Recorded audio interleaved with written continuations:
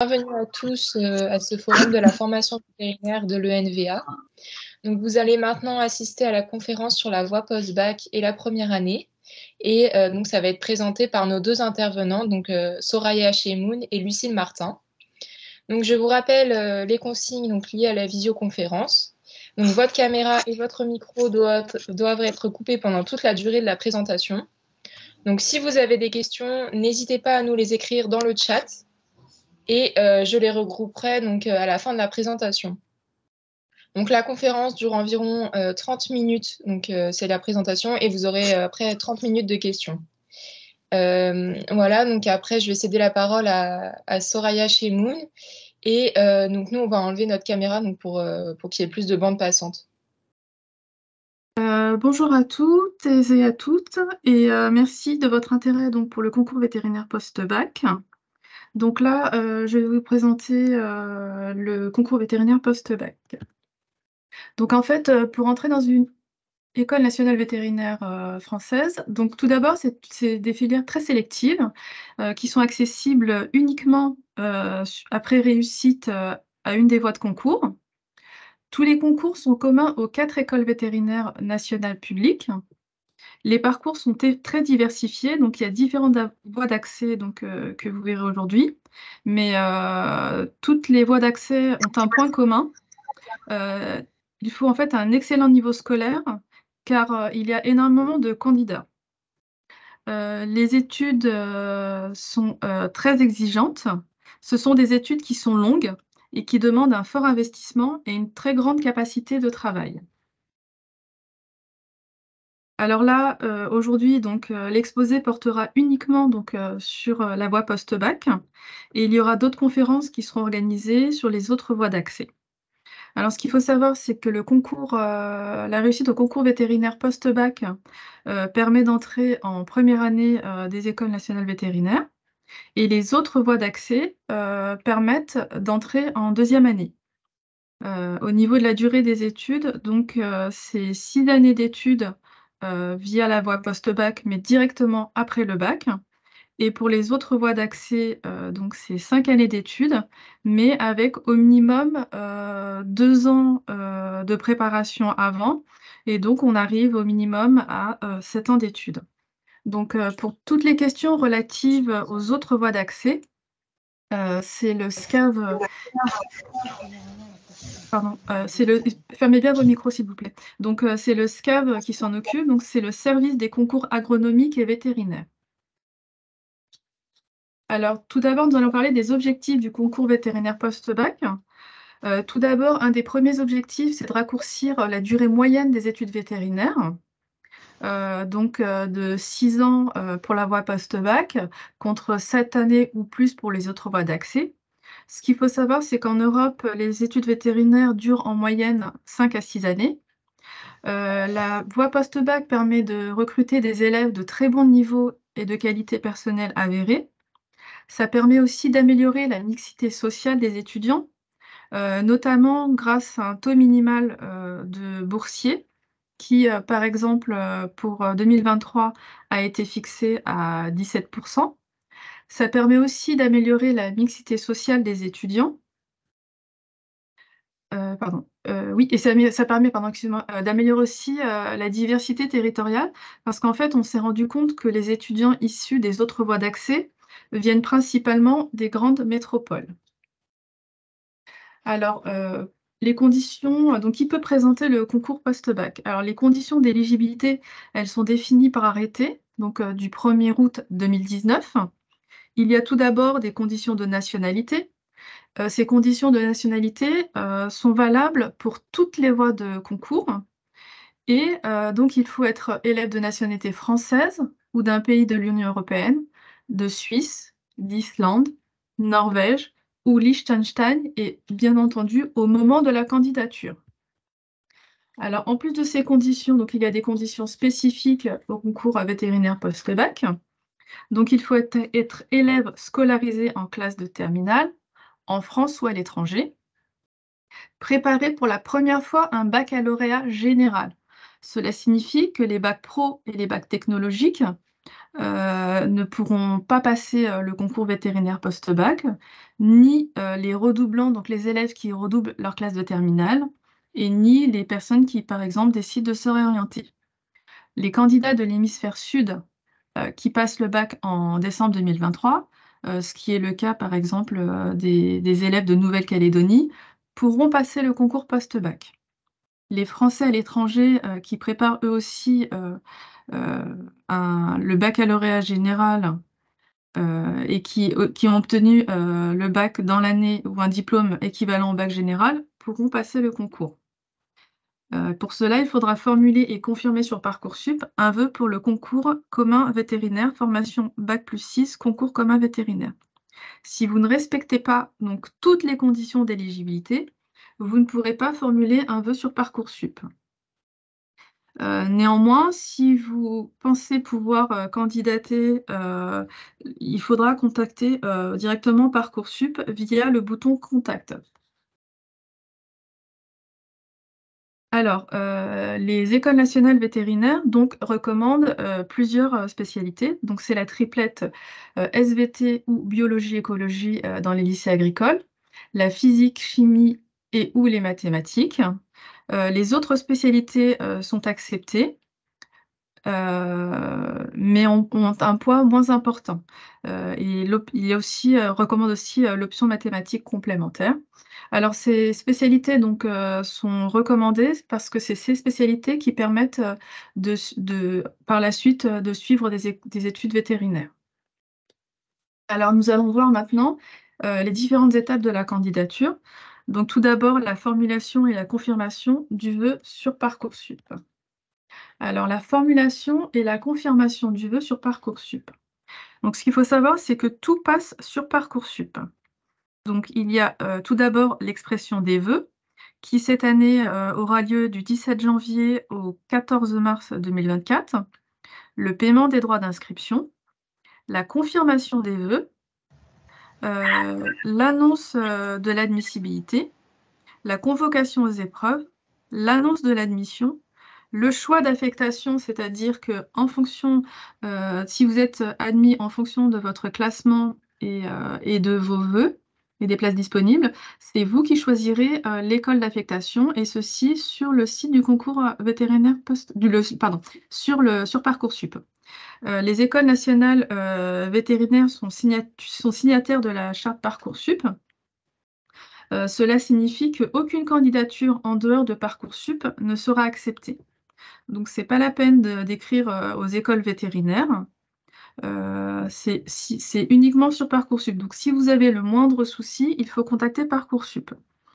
Notamment, par exemple, nous respectons le calendrier de Parcoursup. Donc, si jamais vous ratez les délais pour candidater, on ne pourra rien faire pour vous. Alors, comment postuler? Alors, pour cela, il faut formuler un vœu pour le concours commun, mettre ensuite en sous-vœu les écoles nationales souhaitées. Donc ça, c'est très important. Et comme je vous disais, le choix de l'école se fera sur Parcoursup en juin, en cas d'admission et selon votre classement. Alors ce choix utilise un vœu parmi les 10 autorisés par Parcoursup. Ça compte pour aucun sous-vœu, même si vous choisissez les 4 écoles nationales vétérinaires. Si vous êtes très motivé, nous vous recommandons de choisir les 4 écoles, sauf, bien entendu, si vous ne souhaitez pas être affecté dans une des écoles, par exemple pour des raisons d'éloignement géographique. Ce qu'il faut savoir, c'est que vous n'aurez pas de proposition d'affectation pour une école qui n'est pas demandée. C'est-à-dire que même si vous êtes très très bien classé, par exemple si vous avez demandé que l'école vétérinaire d'Alfort, si vous êtes très très bien classé, mais que vous auriez eu une proposition, par exemple, pour l'école de Nantes, Toulouse ou Lyon, et que vous ne l'avez pas demandé sur Parcoursup, vous n'aurez aucune proposition de place. Pardon. Il faut aussi, donc, pour pouvoir confirmer votre vœu sur Parcoursup, donc sur Parcoursup, vous aurez un lien qui vous renverra donc sur une plateforme de paiement, donc c'est la plateforme Paybox, et qui vous permettra de payer vos droits d'inscription. Le montant des droits d'inscription est de 60 € pour les élèves non boursiers et 5 € pour les élèves boursiers du lycée. Le montant du paiement se fait en fonction de ce qui est renseigné dans votre fiche Parcoursup. Si par exemple vous êtes boursier et que ce n'est pas renseigné sur votre fiche Parcoursup, vous devrez faire le nécessaire auprès de votre établissement pour qu'il puisse modifier. Ce qu'il faut savoir, c'est que les frais sont largement inférieurs à celui des autres concours, qui est aux alentours de 80 à 120 € pour les autres écoles, que le montant des droits d'inscription est prévu par décret. Les droits pour s'inscrire, c'est des droits pour s'inscrire qui ne sont pas remboursés en cas de non-admissibilité ou de non-admission. Et c'est obligatoire donc pour confirmer un vœu. Cela signifie que vous ne devez pas attendre la dernière minute pour régler. Si jamais, par exemple, vous avez un paiement qui est refusé sur Paybox, il faudra que ce sera à vous de contacter votre banque et aucun délai supplémentaire ne sera accordé puisque, comme je vous disais précédemment, nous respectons scrupuleusement le calendrier Parcoursup. En plus de cela, vous devrez donc remplir un questionnaire de préorientation. Le questionnaire de préorientation, vous obtiendrez un lien sur la fiche Parcoursup qui vous permettra d'accéder vers le site du concours. Vous devrez créer un compte et remplir un questionnaire. C'est un questionnaire qui a pour objectif de sensibiliser les candidats, c'est-à-dire de savoir si vous serez capable de suivre des études vétérinaires, si vous avez donc un niveau suffisant qui vous permettra de suivre, et en même temps de savoir si vos représentations des métiers auxquels la formation donne accès sont plutôt réalistes ou fantasmées. Alors, comme je vous disais, c'est un questionnaire de sensibilisation, ce qui signifie qu'il n'est pas noté et il n'est pas conservé. Donc cela signifie que si par exemple vous faites une petite erreur en complétant le questionnaire, ce n'est pas grave. Ce questionnaire n'est pas utilisé pour l'admissibilité ni pour l'admission.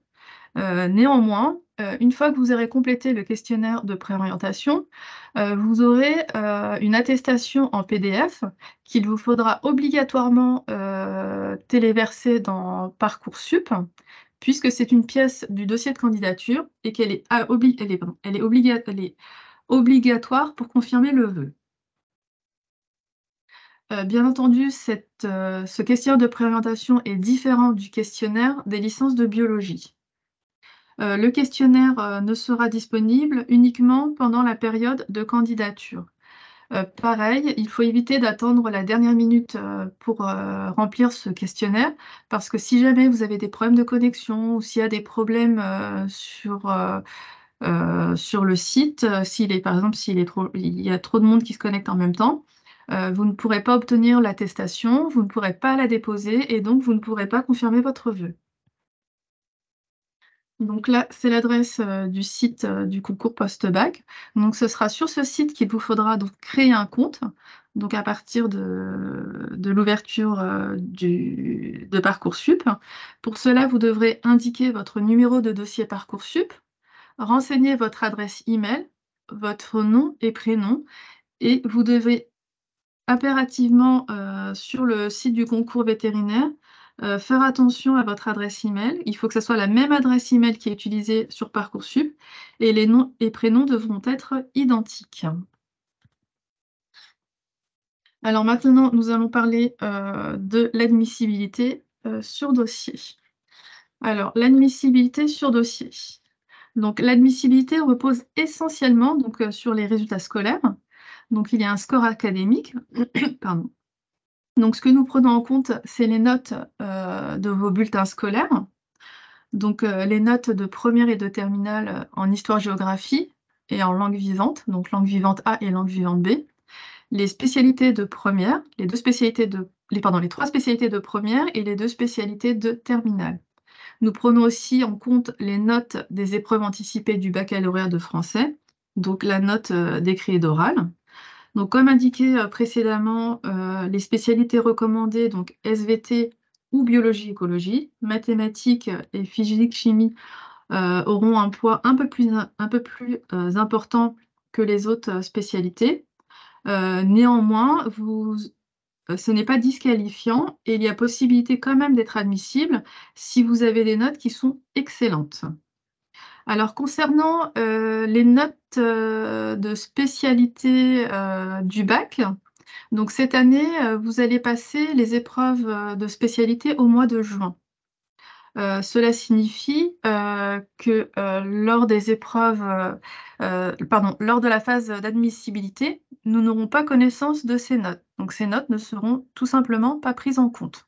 Ce sera bien les notes des bulletins scolaires qui seront prises en compte. Et aussi les options ne comptent pas. Alors, ensuite, admissibilité sur dossier. Donc, en plus des résultats scolaires, il y a aussi quelques éléments qualitatifs de la fiche à venir qui sont pris en considération. Donc, tout d'abord, la capacité à s'investir dans le travail, les méthodes de travail, l'autonomie, l'engagement citoyen. Et nous prenons, et nous prenons aussi en compte les cordées de la réussite. Donc, tout ce qui est attestation de stage et lettre de recommandation ne sont pas demandées sur Parcoursup, donc elles ne sont pas acceptées.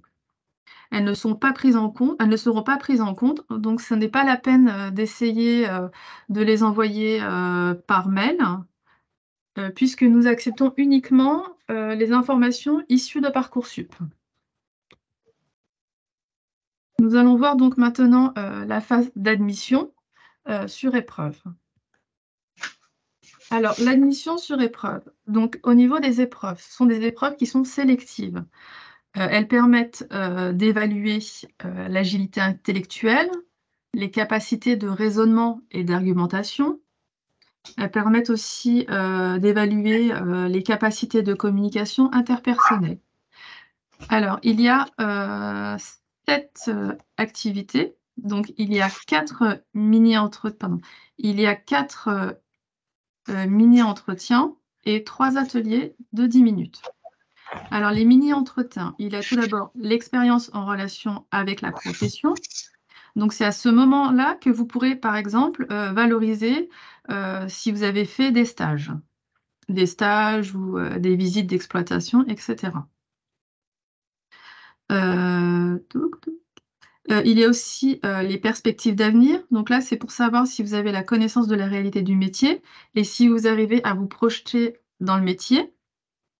Il y a aussi l'approche du bien-être animal, c'est-à-dire savoir si vous avez une connaissance raisonnée et cohérente. Il y a aussi le dilemme éthique ou moral, et là, ce sera des questions d'ordre sociétal.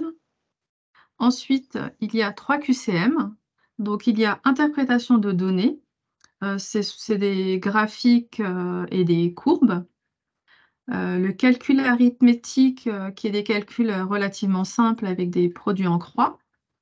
Et l'aptitude visio-spatiale, qui est une représentation d'objets en 2 ou 3 dimensions. Alors, pour ces épreuves, l'utilisation de la calculatrice est autorisée. C'est le même type de calculatrice qui est autorisée donc, pour les épreuves du baccalauréat. Et il faut que la calculatrice soit en mode examen. Et ces épreuves sont organisées en visioconférence.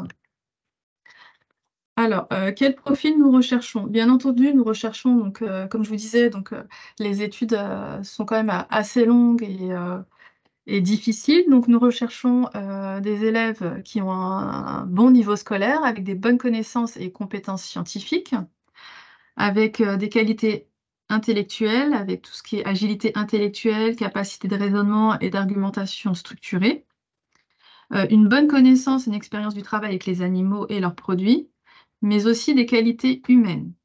Alors, tous ces attendus donc, sont définis dans l'arrêté du 3 décembre 2020 et vous pourrez aussi les retrouver donc, dans la fiche formation sur Parcoursup.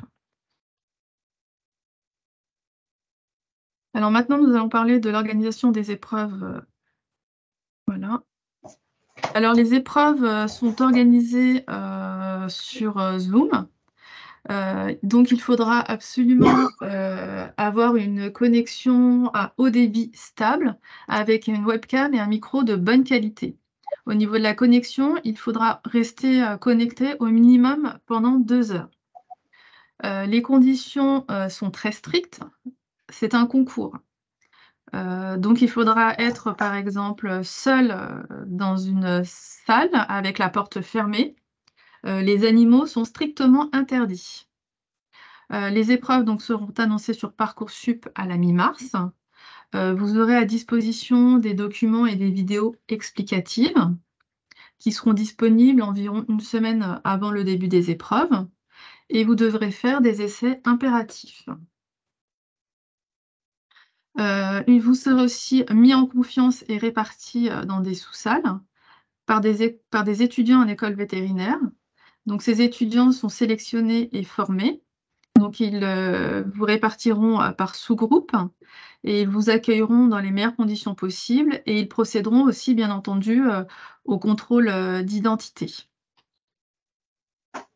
Ce qui est important aussi, c'est de bien lire et de respecter toutes les consignes de façon scrupuleuse.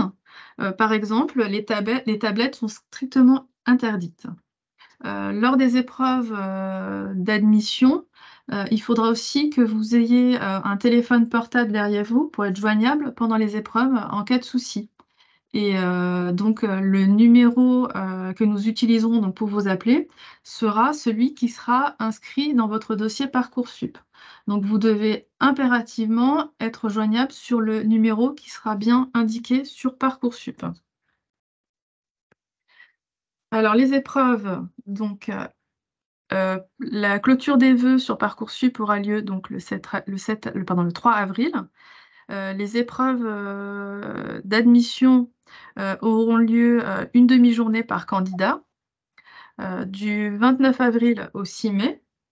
La date, ça sera vous qui ferez le choix en fonction des créneaux qui sont disponibles.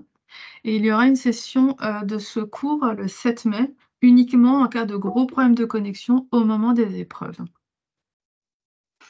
Donc, les oraux se dérouleront donc, pendant les vacances des élèves qui seront dans la zone B, mais les élèves de la zone A et de la zone C auront peut-être cours pendant les épreuves.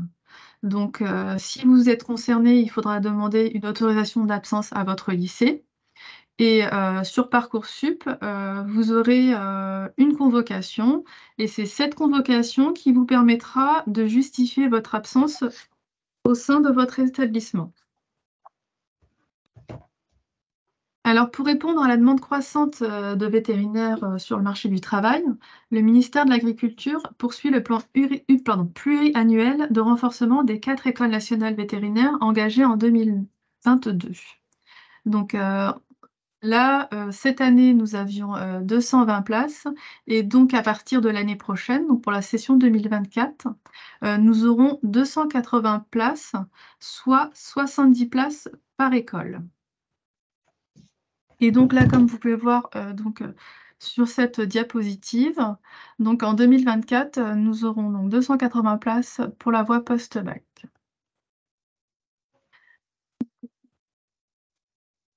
Alors, depuis 2023, le concours n'est plus décompté parmi les 2 présentations autorisées pour les autres écoles nationales vétérinaires. Donc, si vous passez le concours vétérinaire post-bac, vous aurez donc 3 chances d'intégrer une école nationale vétérinaire et 2 chances uniquement si vous décidez de ne pas le tenter. Le recrutement par la voie post-bac devient la voie d'accès de référence aux ENV. Et donc, si jamais vous passez le concours post-bac, vous avez une chance supplémentaire de réussite.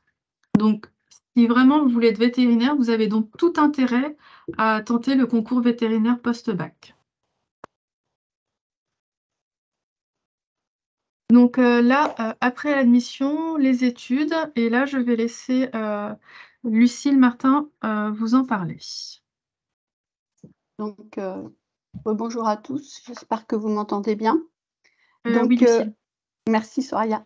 Après les études, donc après l'admission, pardon, eh bien, il y a les années d'études. Donc 6 années d'études si vous êtes admis par la voie du concours post-bac.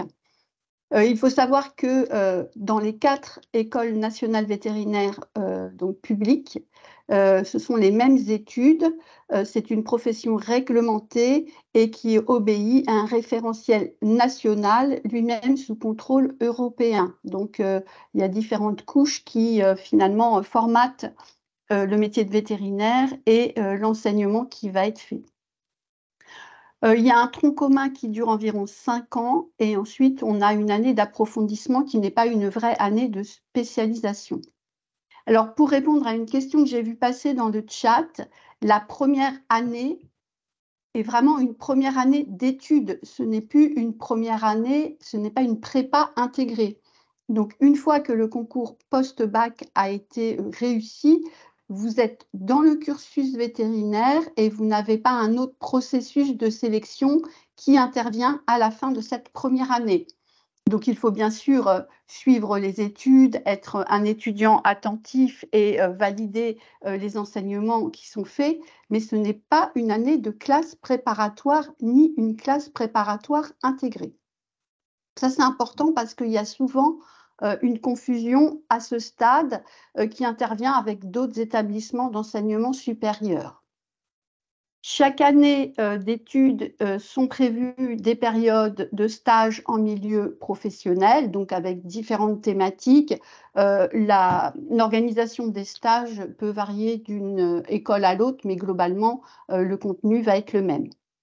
Ce qu'il faut savoir, c'est que comme tout établissement d'enseignement supérieur, un séjour à l'étranger est obligatoire.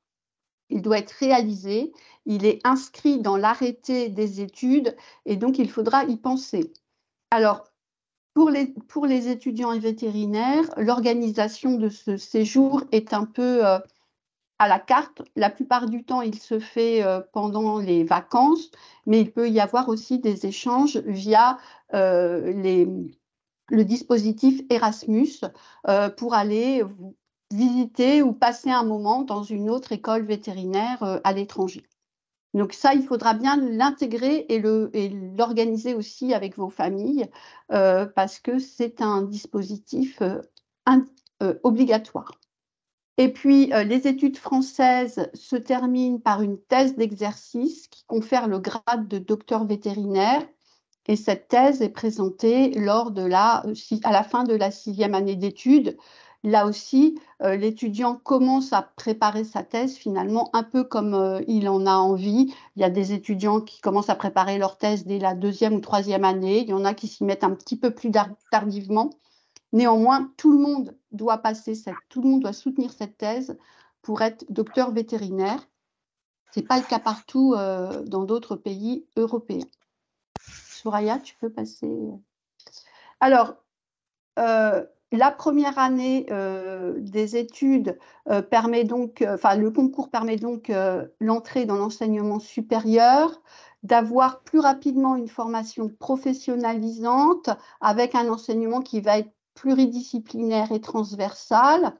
Alors, on applique beaucoup dans les écoles vétérinaires des méthodes pédagogiques un peu innovantes, des méthodes pédagogiques dites actives. Ça change un petit peu du lycée et en tout cas, c'est très différent de ce qui va être fait souvent à l'université ou dans les classes prépa parce que déjà, les effectifs finalement d'étudiants en première année sont assez restreints par rapport à nos capacités d'enseignement. Et puis, il y a un accompagnement quand même des étudiants. Alors, merci de fermer vos micros parce que j'entends des bruits, c'est très désagréable. Il y a un accompagnement aussi assez individualisé de l'apprentissage et tous les étudiants sont accompagnés par un tuteur, un enseignant-tuteur qui les suit tout au long de leur scolarité. Soraya. Alors, pour avoir une vision un petit peu globale du programme de première année, puisque il y a d'autres conférences qui vont vous parler de la suite des études. Nous, on se focalise vraiment sur le programme de première année. Alors, pourquoi on vous a recommandé des spécialités en première et on a fait le focus sur la physique-chimie, la biologie, les mathématiques, et en terminale, on a refait un focus sur les matières scientifiques, c'est qu'en fait, ces disciplines vont être très utiles en première année des études. On est encore sur un socle commun des connaissances. Donc, même si en physique-chimie, il y a une contextualisation de l'apprentissage, de même, en mathématiques, hein, on utilise l'outil mathématique, mais on ne forme pas des mathématiciens. Eh bien, il faut quand même des bases solides dans ces matières pour bien suivre la première année, être à l'aise et pas se trouver en difficulté. Concernant l'anglais, l'anglais, c'est une langue scientifique, hein, c'est celle qu'on utilise beaucoup pour la communication, pour partir à l'étranger. Hein. Je vous rappelle qu'il y a un stage à l'étranger. Pour faire de la bibliographie, hein, toutes les ressources bibliographiques que vous allez utiliser ou que vous utiliserez si vous faites une thèse d'exercice ou d'autres travaux de ce type-là sont des documents en anglais. Donc l'anglais scientifique est un outil indispensable. Et puis après, évidemment, va y avoir les premiers enseignements en anatomie, en histologie, en physiologie, en éthique, en histoire des sciences vétérinaires, etc. Donc, quand même un socle commun de disciplines un peu fondamentales qui va rester au cours de cette première année, et ensuite des disciplines plus transversales et qui préparent à la suite des études. Alors, vous avez un lien qui a été indiqué là, qui vous permet de retourner sur une petite vidéo qui vous présente de façon un peu plus animée le programme de première année. Il y a quelques détails sur les fiches techniques, vous voyez, les programmes. Donc, vous voyez que si il y a pas mal de choses autour de la physique-chimie, hein, c'est normal parce que ce sont des domaines dont on a besoin après pour faire de la biochimie, de la physiologie et différentes disciplines, de l'imagerie médicale, etc. Donc, on a besoin d'un socle scientifique qui est vraiment important et qui doit être solide quand on arrive dans une école vétérinaire.